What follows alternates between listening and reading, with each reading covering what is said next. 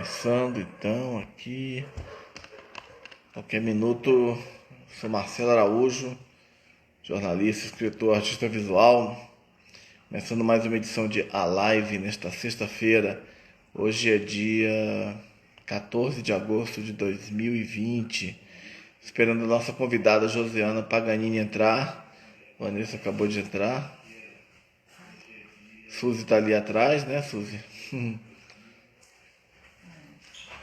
Marcos, tudo bem? Esperando aí para começar mais uma edição de A Live. Esperando só a nossa convidada chegar. Ela já deve estar vindo. Já estava a postos. Enfim. Grande Marcos, tudo bom, rapaz? Esperando a Josie chegar. E aí, Carla, tudo bom? Estamos aqui com a Suzy, minha gatinha aqui. Dando umas voltas. E aí, Carla? Esperando só a Josie chegar pra gente começar a live. Já deve estar chegando. Acabou de chegar a Josie. Marlos Brainer na área.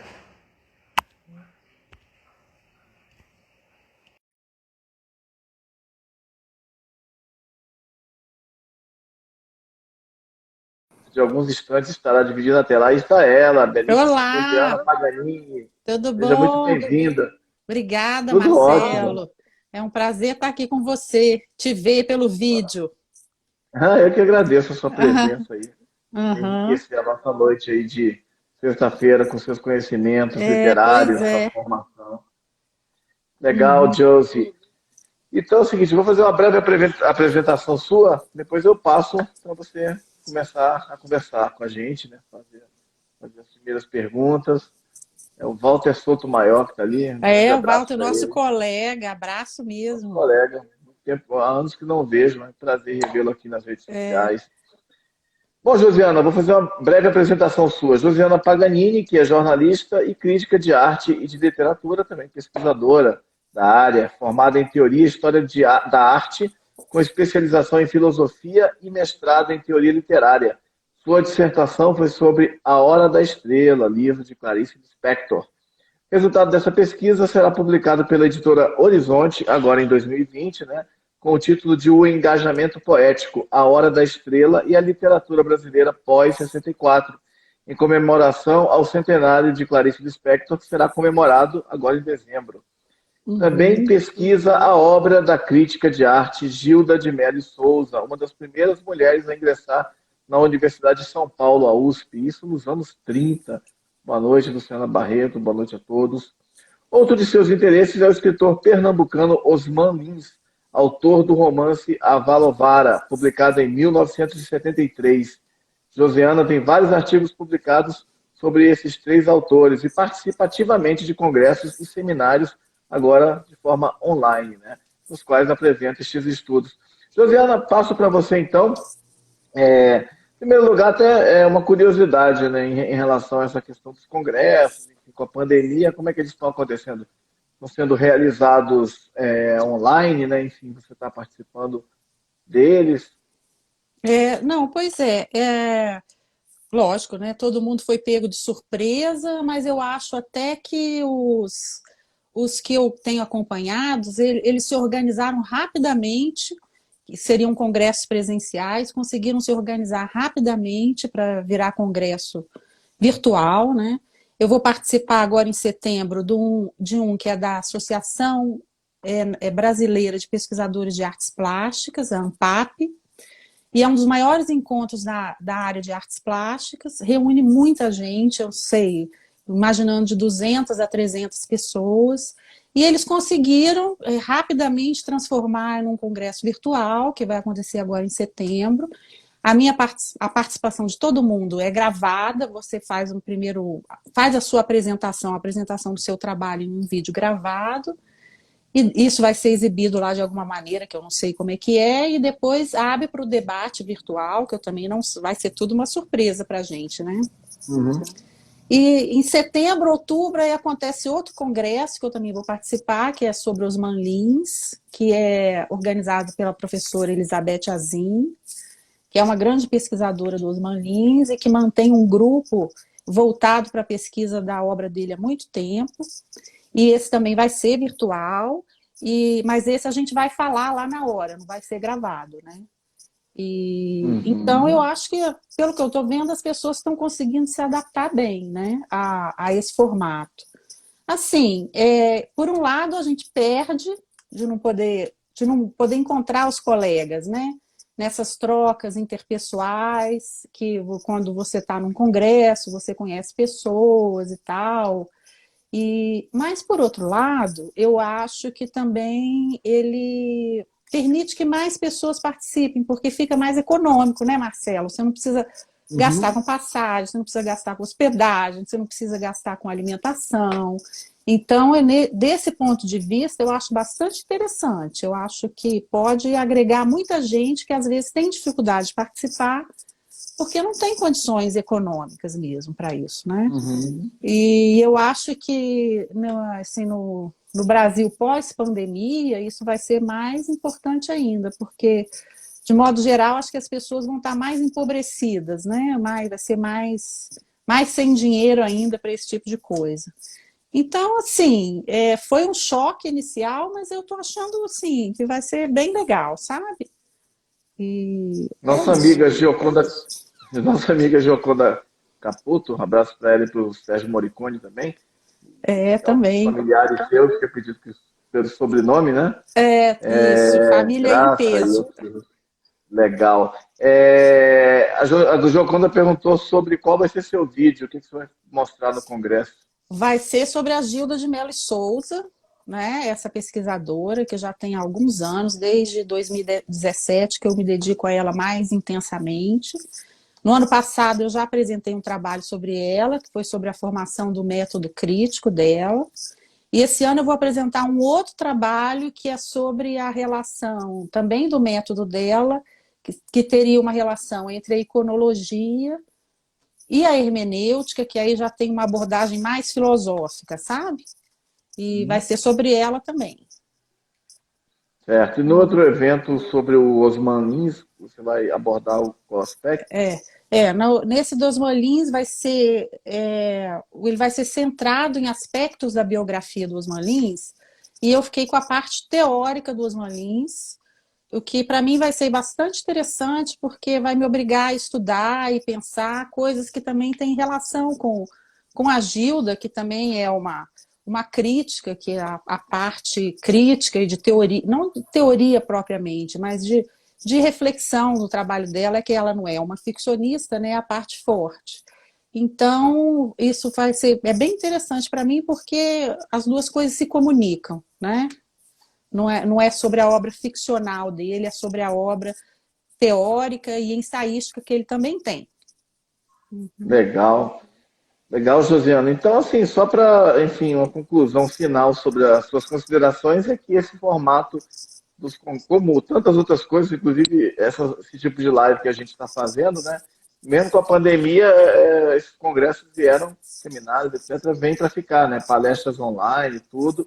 E até como você falou, né? Em tempos de crise econômica, né?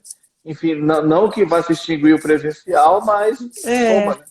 outra coisa interessante é que os cursos virtuais, né, cursos online virtuais, acho que já vinham crescendo e agora acho que vai aumentar mais ainda. E, por exemplo, a PUC do Rio de Janeiro tem muitos cursos interessantes que são abertos ao público, né? Mas eles eram só presenciais. Eu várias vezes quis fazer algum desses cursos, mas eram só presenciais. E agora eles vão ser também, não vai ter mais presencial e vai ser só virtual. Então, um, um, um conhecimento, né, o que era restrito a quem morava no Rio de Janeiro, agora qualquer pessoa do Brasil ou de fora vai poder acompanhar, né?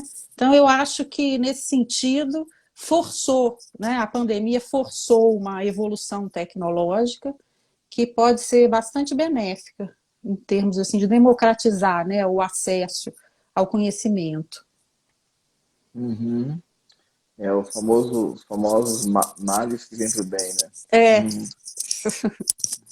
Felizmente, com tanta tragédia aí, né? Mais de 100 mil mortos pois só aqui é. no Brasil, mas alguma coisa acontece, nem que seja a evolução tecnológica. alguma coisa positiva, né? Em meio a tanta tragédia, tanta dor, né? Mas vamos então falar agora da questão propriamente dita dos ensaios, né? É. O seu objeto de trabalho, no campo de reflexão sobre literatura. Boa noite, pessoal do Preparo Jurídico aí do Rio de Janeiro, entrando na área. Ah, que legal. Maestro Gramácio. Aqui tem pessoal que comparece. É variado, né? Georgiana, Ah, variado. é público variado. Olha só, muito variado, legal, legal. Enfim, uma questão que eu queria colocar para você, né? Que na literatura universal, né, a gente tem grandes escritores de terrenos como conto, romance, a poesia também eram grandes ensaístas, né? Por exemplo, Aldous Huxley, Voltaire, Emerson, Tolstói, Bernard Shaw, Mário Vargas Llosa, Saramago. Aí, com base nisso, eu queria te perguntar primeiro, na literatura brasileira, você acha que o ensaio ele é tão bem explorado quanto os outros gêneros? E como, por exemplo, acontece em outras literaturas de outras nacionalidades? E, enfim, essa é a primeira pergunta. E depois eu queria te perguntar o seguinte também. Você acha que o ensaio no Brasil, pode emendar a resposta, ele tem o devido reconhecimento, como acontece, por exemplo, com outros gêneros, como a poesia, o conto, principalmente a crônica, que é muito popular no Brasil? Tá, eu vou começar pela segunda pergunta, né? Eu acho, Uhum. assim, que a gente vive num país de poucos leitores, né? E há pouco tempo atrás, a tiragem de um autor de ficção publicado por uma grande editora era de 2.000, 3.000 exemplares. Então, eu acho que isso não mudou muito, né? Então, se a ficção, fora o best-seller, a gente não está falando de best-seller, mas se a ficção ela tem tão poucos leitores, eu imagino que o ensaio tenha menos ainda, né? Porque o ensaio exige um leitor mais especializado, que tenha um interesse no assunto. Então, eu acho que nesse sentido ele é mais raro, né? E na academia, o ensaio, o estilo ensaístico não é bem visto.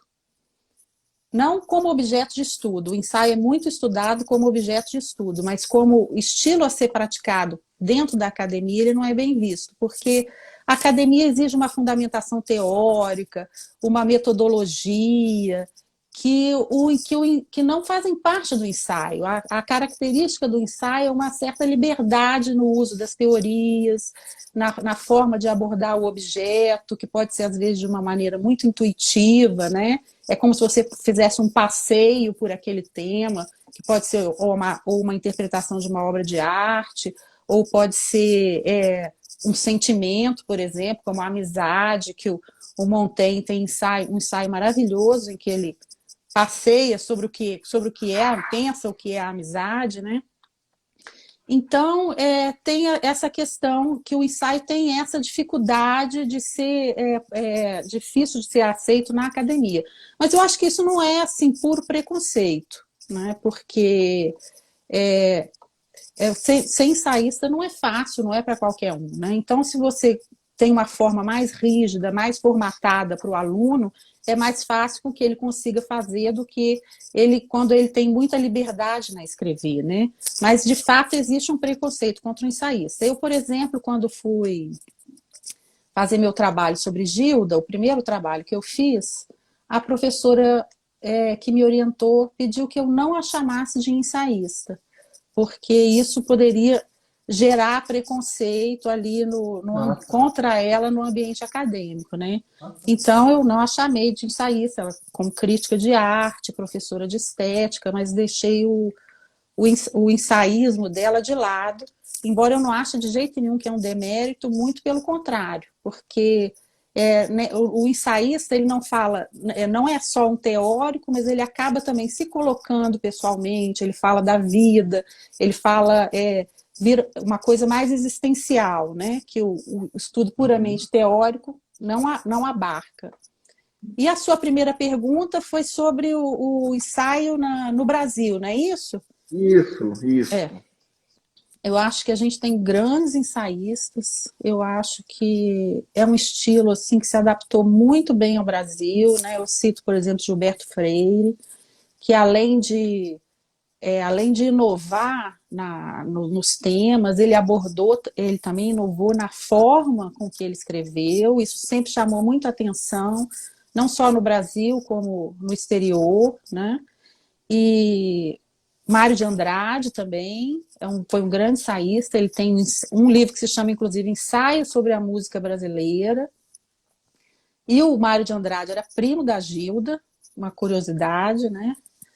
E então isso continua, por exemplo, a turma da Gilda, que ela formou um grupo, logo que ela entrou na universidade, eles formaram um grupo que se chamava Grupo Clima, que além dela fazia parte Antônio Cândido, com quem ela depois se casou, o Paulo Emílio Salles Gomes, um grande ensaísta e pesquisador na área de cinema, Lorival Gomes Machado, na área de literatura, o Décio de Almeida Prado, no teatro. Então, eles eram todos muito jovens e formaram esse grupo que, por toda a vida, teve essa característica de crítica e de ensaio, né? Eles se consideravam mais críticos do que teóricos, né?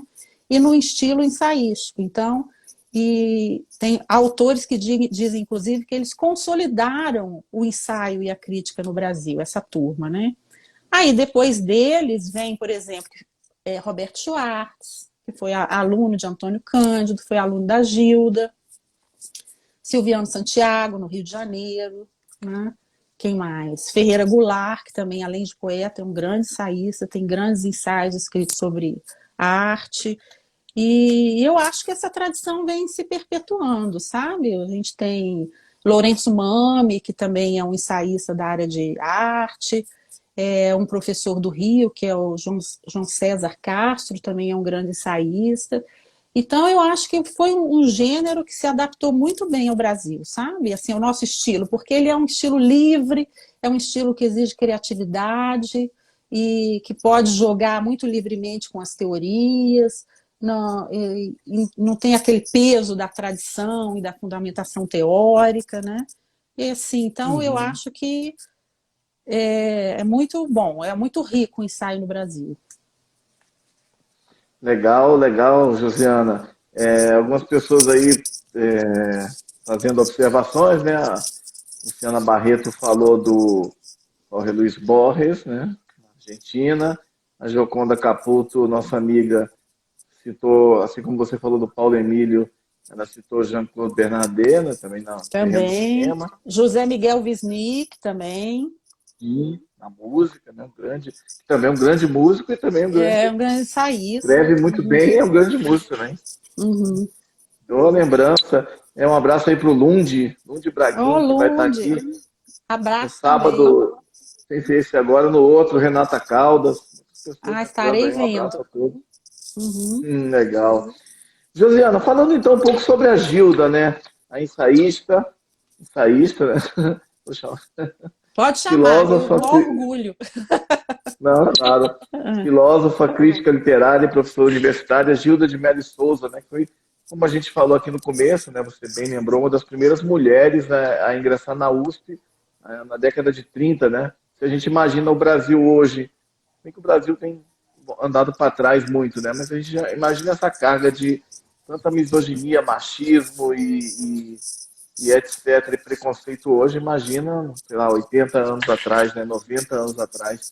Mas eu queria, então, assim, primeiro, antes de, claro, falar da importância dela, da contribuição dela como ensaísta, mas eu queria abordar um pouco esse aspecto da mulher, né, esse aspecto feminino, né, feminista, né, de uma mulher universitária nos anos 30, né, naquela época, É, uma das ela primeiras.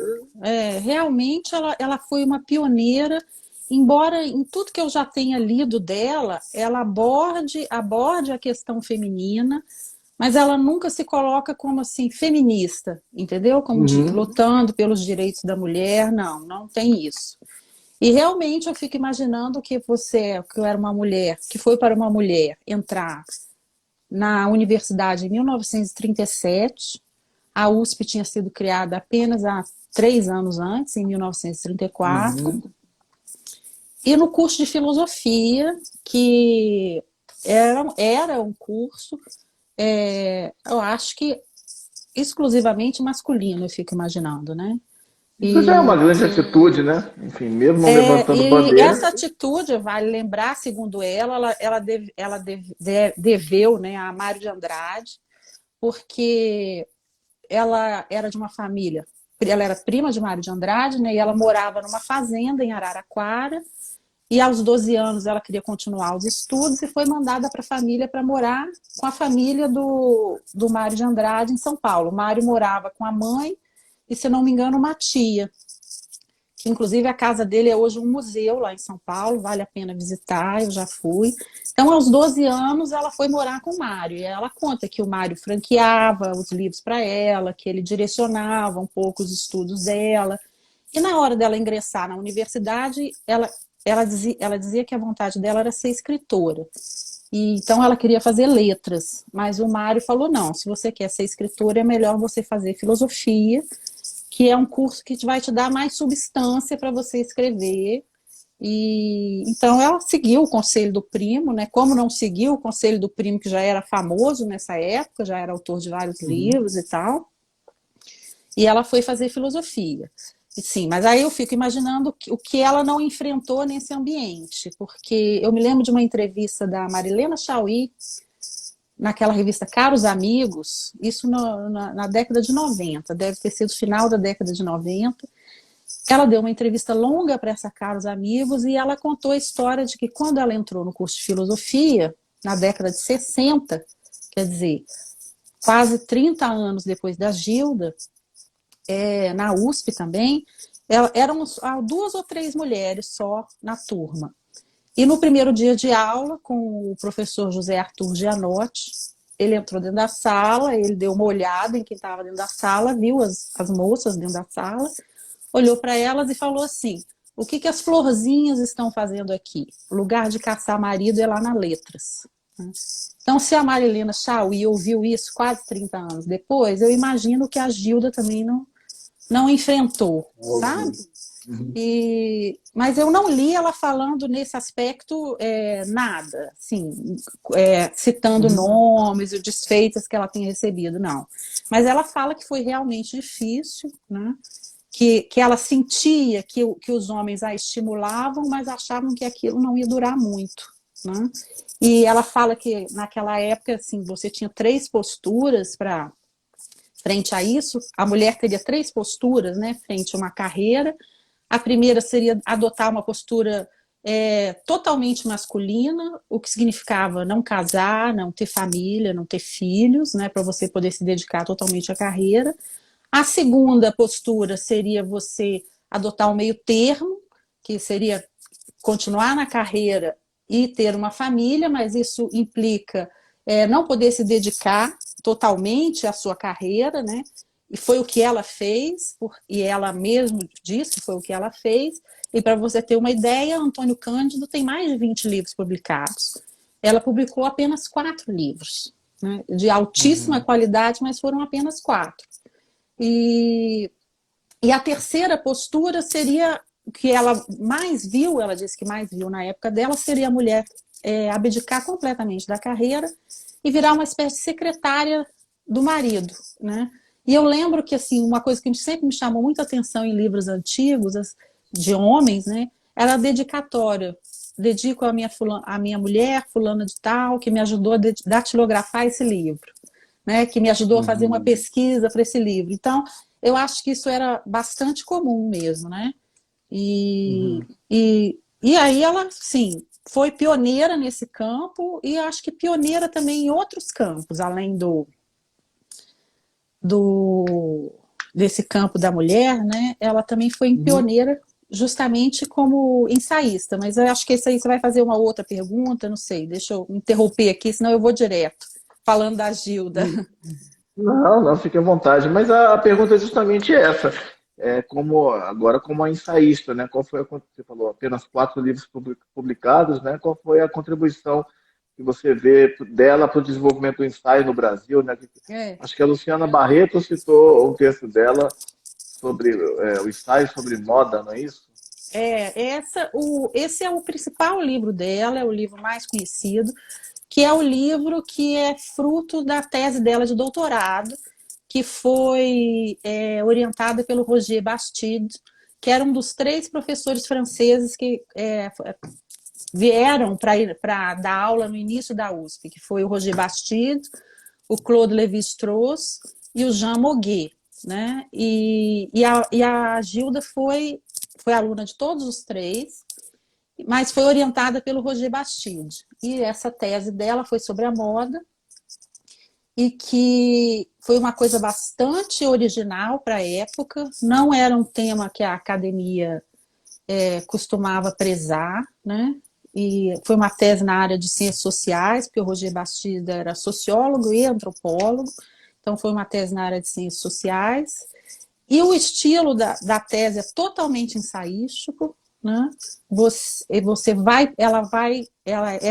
nome do livro é O Espírito da Roupa, a Moda no Século XIX. Então, ela vai passeando sobre diversos temas. Tem horas que você está lendo um livro de história, tem horas que você está lendo um livro de sociologia, tem horas que você está lendo um livro de psicologia, sexualidade. Então, com o mote da moda, ela vai falando sobre esses diversos assuntos, né, passeando sobre esses diversos assuntos de uma maneira muito leve, né, e muito, ao mesmo tempo, muito rica de ser lida. Então, isso daí é o ensaio principal dela, mas que ficou também muito tempo pouco conhecido.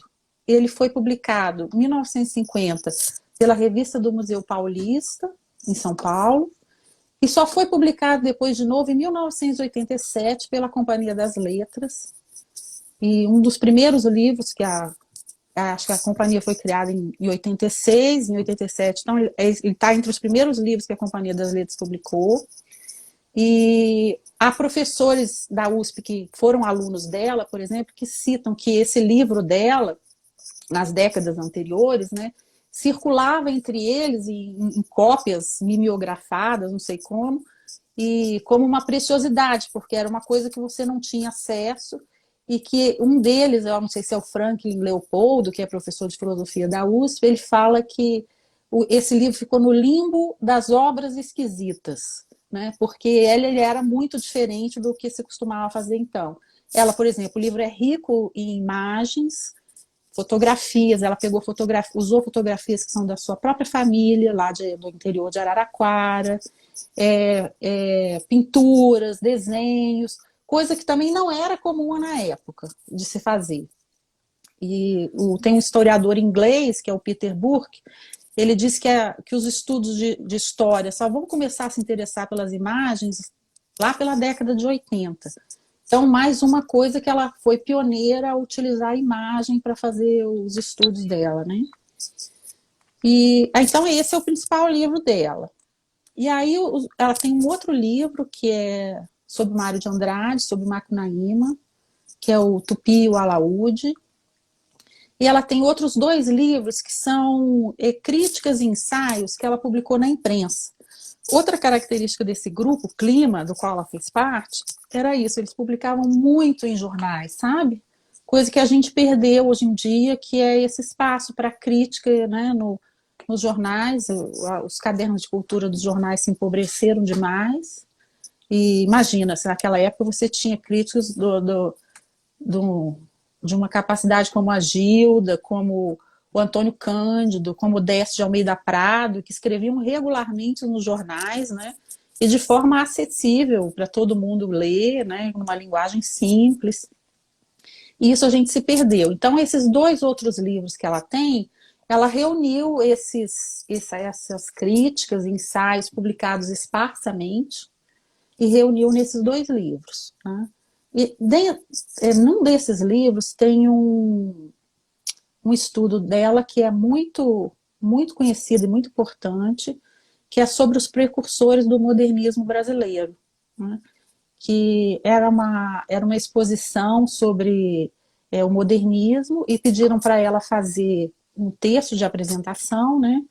E nesse texto ela fala dos precursores do modernismo. Então ela identifica, sobretudo num pintor que é o Almeida Júnior, que ele nasce em 1850 e morre em 1899, um dos precursores do modernismo, porque o tipo brasileiro vai começar a aparecer na pintura, coisa que não se via antes.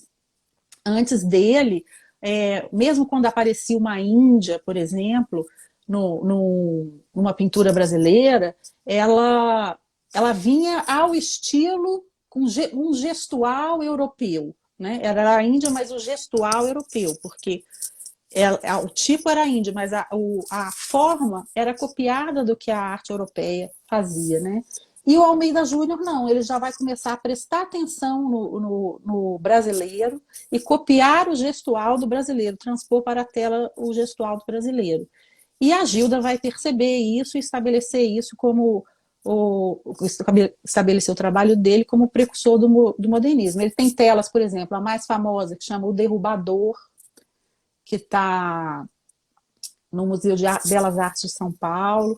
Tem um que é o Caipira Picando Fumo, o outro é o Violeiro. Imagina, coisas que você não via de modo algum nas artes plásticas da época, né? E ele traz, né? E esse estudo dela ficou marcante, sabe? Ele é um dos orientadores da pesquisa sobre história da arte brasileira. E outro que eu gosto muito, que eu tenho pessoal de cinema aí, que ela tem um maravilhoso que é sobre Michelangelo Antonioni, que chama Variações sobre Michelangelo Antonioni, que eu recomendo muito a leitura, fora outros também que ela escreveu sobre Mário de Andrade, não mais o livro, né, mas tem um que ela chama o Professor de Música, que ela analisa como que ele era professor de música. Outro é o Colecionador, que ela também vai estudar a coleção que ele fazia. São muito interessantes. Tem um também maravilhoso sobre Fred Astaire. Foi com esse ensaio que eu descobri a Gilda. Isso eu já tinha uns 40 anos, nunca tinha ouvido falar dela. E numa aula de filosofia na UNB, um professor leu esse ensaio dela sobre Fred Astaire. E eu fiquei encantada, né? Porque eu sempre achei um Fred Astaire meio chato, né? Não gostava dele. Mas depois que você lê o ensaio dela, se você não gosta do Fred Astaire, você vai gostar. Você vai passar a gostar. Então, eu recomendo muito. E são leituras agradáveis, não é nada assim que vá pesar, né? Legal, Josiana, legal, legal. Bom, agora vamos falar um pouco de Clarice Lispector, né, que é outra autora a qual você dedica aos seus estudos, né, que vai fazer, cujo centenário será comemorado agora em dezembro, né, das grandes escritoras brasileiras, uma das grandes escritoras do mundo, né, enfim. Ela foi o tema da sua dissertação de mestrado, né, que agora vai virar um livro. Eu queria saber um pouco assim sobre esse trabalho que você fez, enfim, e também saber se da dissertação para depois que você finalizou a dissertação, que você defendeu, enfim, se já houve alguma adaptação posterior para o livro, enfim, teve a ver já a questão do mestrado pensando no centenário, enfim, que você falasse um pouco desse trabalho. Tá. Antes eu queria só lembrar que eu não falei antes, que o ano passado foi o centenário da Gilda. Ela nasceu em 1919, então ano passado foi o centenário dela. Houve uma homenagem na Fundação Emma Klabin, em São Paulo, né? E compareceram diversos pesquisadores que foram alunos dela, o Renato Janine Ribeiro, que foi ministro da Educação, o Jorge Colli, que é um grande nome aí na área também de pesquisa de artes plásticas, para registrar, né? E esse ano é o centenário da Clarice. E a minha dissertação já foi defendida há algum tempo. Nós, inclusive, trabalhávamos juntos quando eu defendi essa dissertação. Então, isso já vai fazer 20 anos, né? E eu acho que foi um pouco como a Gilda, ficou no limbo das obras esquisitas, né? Ou então esquecidas, né? E eu sempre recebi assim, estímulo para publicar, mas nunca... não sei se eu não achava que era o momento ou não me preocupava com isso. E de uns tempos para cá eu recebi um estímulo tinha um amigo que começou a me estimular muito, que é o Douglas de Souza, é professor da Universidade Estadual do Maranhão. E culminou com o centenário dela, que era nesse ano. E também, por o crescimento, eu acho que não só o crescimento do interesse na Clarice, que eu acho que esse sempre foi grande. Né? O que ela ganhou de uns tempos para cá, eu acho que foi uma projeção internacional, mas na academia brasileira, eu acho que ela sempre foi uma das campeãs de pesquisa, né? A Clarice. Mas eu tenho um artigo que eu extraí dessa dissertação, que está publicado na internet.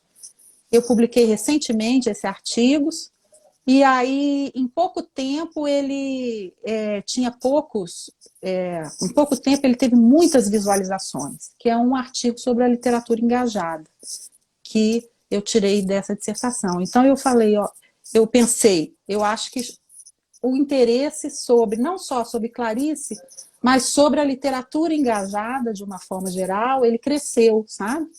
Porque o tema da minha dissertação é o engajamento poético, A Hora da Estrela e a literatura brasileira pós-64. Então, eu analiso como Clarice e outras obras daquele período, em comparação com Clarice, trataram da questão política daquele momento, da ditadura militar, da opressão, da pobreza, da violência, né? E esse momento tem tudo a ver com o nosso momento, né? Que nós não estamos vivendo uma ditadura, mas existe uma ameaça, né? Assim, fascista, então esse texto acho que ganhou uma nova atualidade por causa disso, né? E então nessa dissertação eu me dedico sobretudo à Hora da Estrela, que eu acho que é o romance, é um dos maiores romances da Clarice, na minha opinião, e o romance em que a temática social é explícita, né? Que a personagem principal é a Macabeia, e uma moça pobre, retirante do interior do Nordeste, que vem para o Rio, né, e lá se desenvolve a sua história, a sua trajetória, e o narrador, ele pensa sobre a função dele como escritor, sobre o papel social, ao mesmo tempo que ele escreve sobre ela. Então, o romance é muito atual, e eu acho que o meu texto também ganhou uma nova atualidade nesse contexto, sabe? E eu não mudei, Marcelo, assim, mudei pouquíssima coisa. Aliás, não mudei. Eu acrescentei algumas coisas, que na época o nosso acesso à internet era mais limitado, né? Então, agora foi mais fácil, por exemplo, de conseguir a informação, foi mais fácil. Por exemplo, muitos estudiosos falam que em 1975 houve um boom da literatura brasileira. Foi a publicação de muitos romances, sabe? E muita vendagem também de romance. E aí eu fui pesquisar como era a leitura do Brasil naquela época. Porque foi muito vendido e foi muito lido em relação a quê, né? Então, assim, tem que colocar sempre em termos relativos. Era muito lido, mas ainda o analfabetismo na década de 70 no Brasil estava na casa de 30% da população. Então, era muita coisa, né? Então, foram informações assim, que eu acrescentei uma coisa ou outra, mas bem pouca coisa.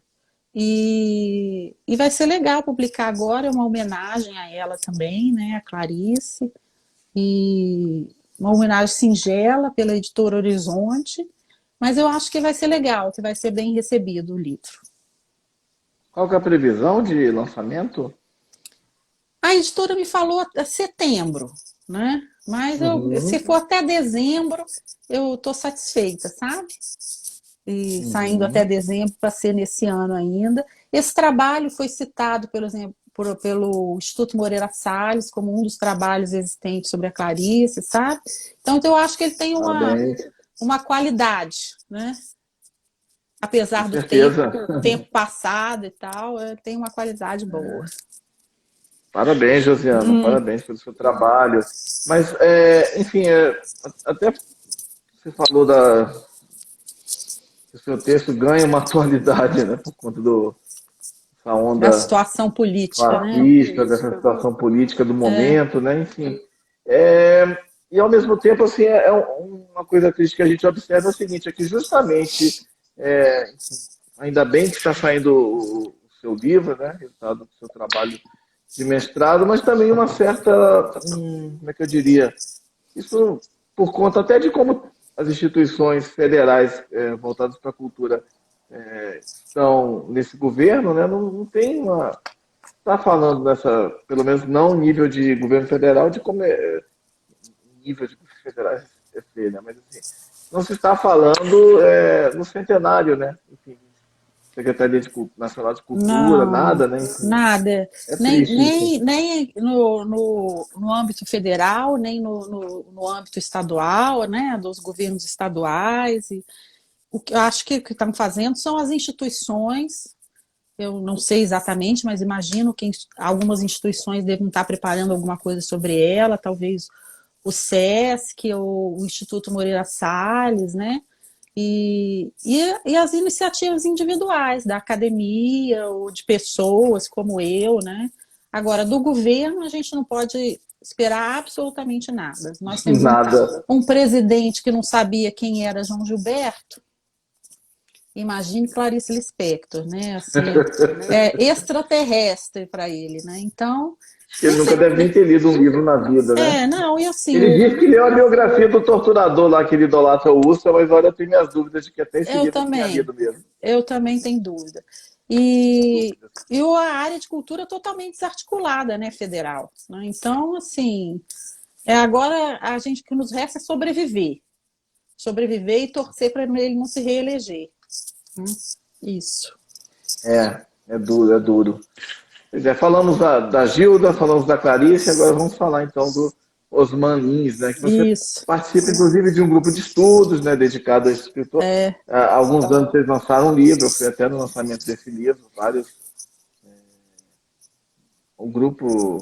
pessoas, né, participavam desse foi. trabalho, né? Legal, eu queria saber então de você, o que que atraiu você você falou da Gilda, falou da Clarice, em relação ao autor da Lisbela e o Prisioneiro, né? Que a propósito é sempre bom lembrar, né, uma peça dele que virou em 94, a Globo adaptou para a TV, né, com a Júlia Gann e o Diogo Vilela, depois no cinema com Celton Mello e Débora Falabella, isso já em 2003, né, com direção do Miguel Arraes. Eu queria que você falasse um pouco desse seu interesse tão forte por ele, né? Participa, É, inclusive, de grupo de estudo, já publicou sobre ele, está sempre escrevendo a respeito dos Manins. é. Queria que você falasse um pouco sobre ele. Eu acho que esse é o segundo amor mais antigo desses três aí. O amor mais antigo é com a Clarice, que é desde a infância, quando eu ganhei o livro A Vida Íntima de Laura, da minha madrinha. Aí, na década de 90, quando eu fui fazer o mestrado, eu descobri o Osman Lins, o que eu achei assim também foi assustador só ter descoberto esse autor na década de 90, quando eu já estava no final da casa dos 20 anos, né, já quase com 30 anos. Eu que era filha de um professor de literatura e que sempre me interessei por literatura, só fui conhecer o Osman Lins nessa época e fiquei estarrecida com a qualidade do que ele escreve, sabe?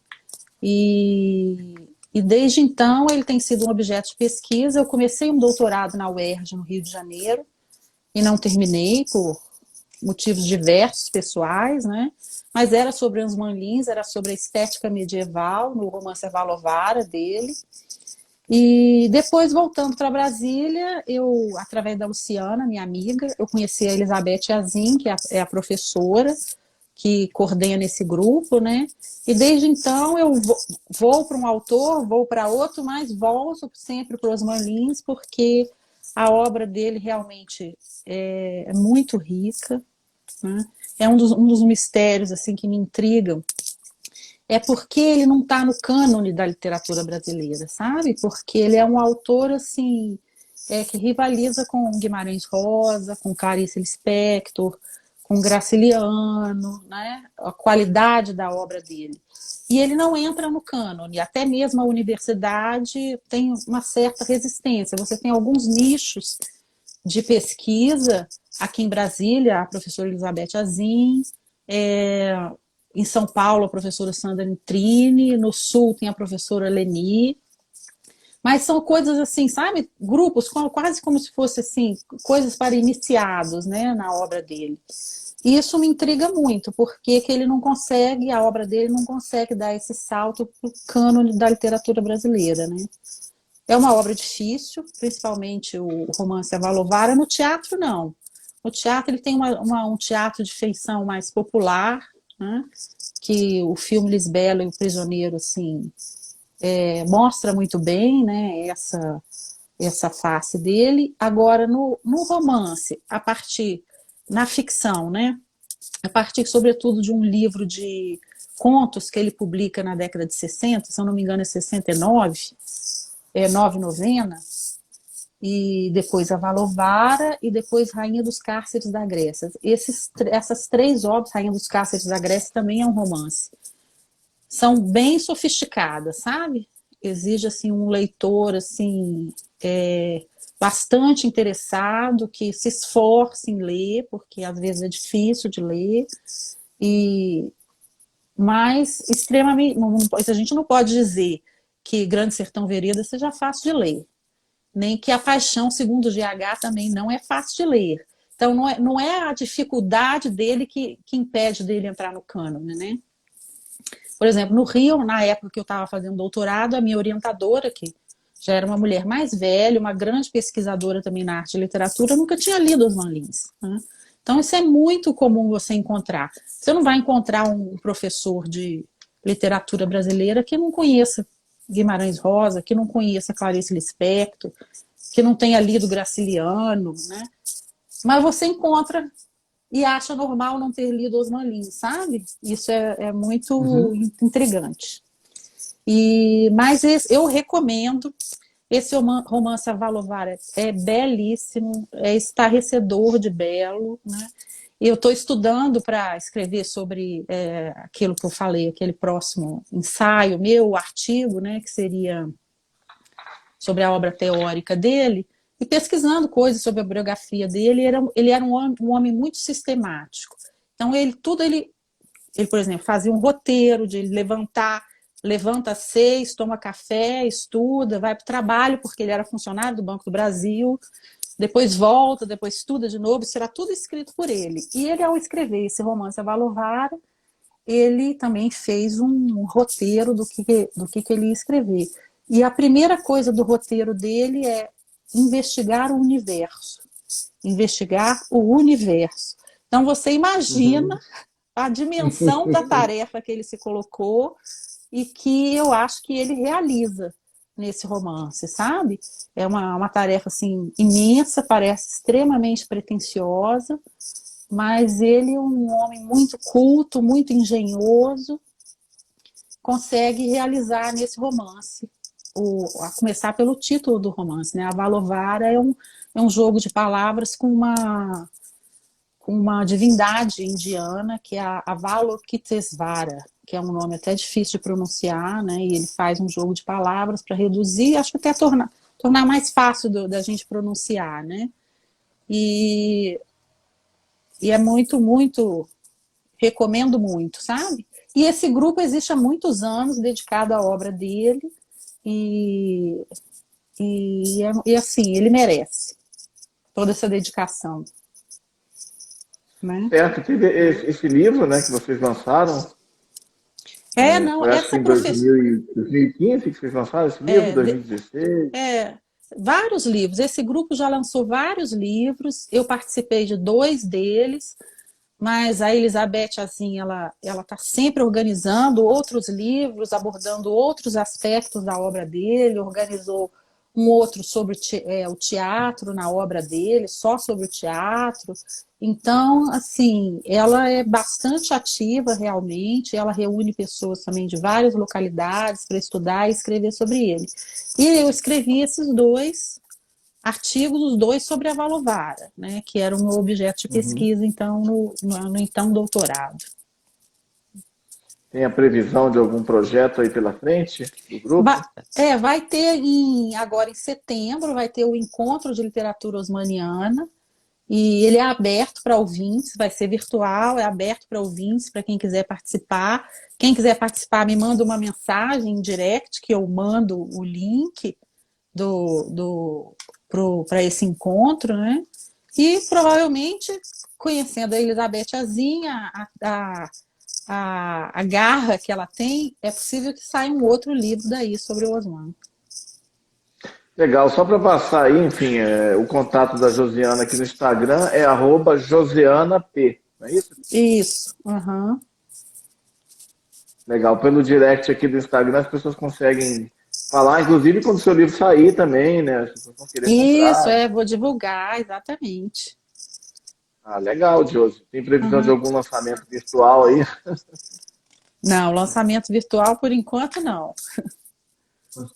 Uhum. Legal, né? Enfim.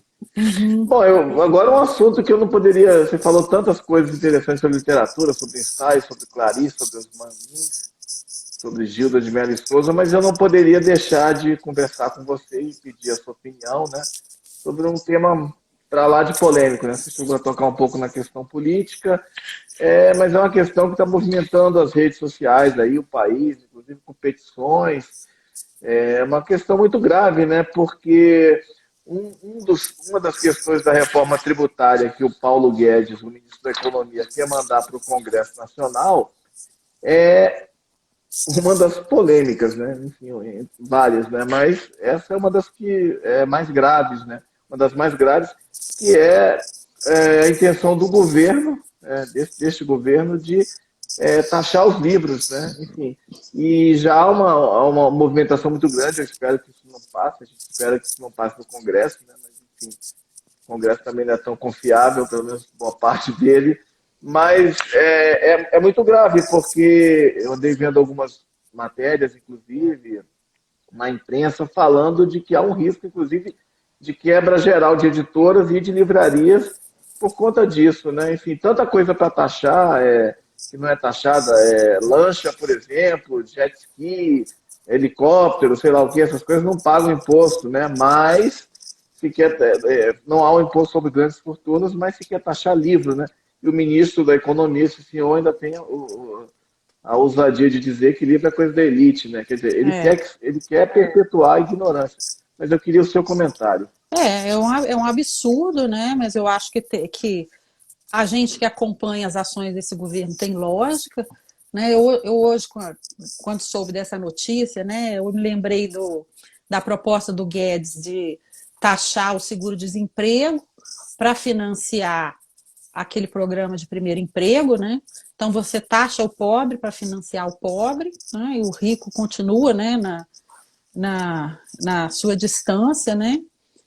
Eu lembro que no ano passado, não sei, eu acho que você também deve ter acompanhado isso, teve uma crise terrível das editoras e das livrarias. As livrarias não conseguiam devolver o dinheiro dos livros vendidos para as editoras e estava um risco de quebradeira horrorosa nesse meio, né? Porque com a entrada da Amazon dificultou muito para as livrarias brasileiras. Mas eu acho que isso não vai passar, Marcelo. Acho que não vai passar no Congresso.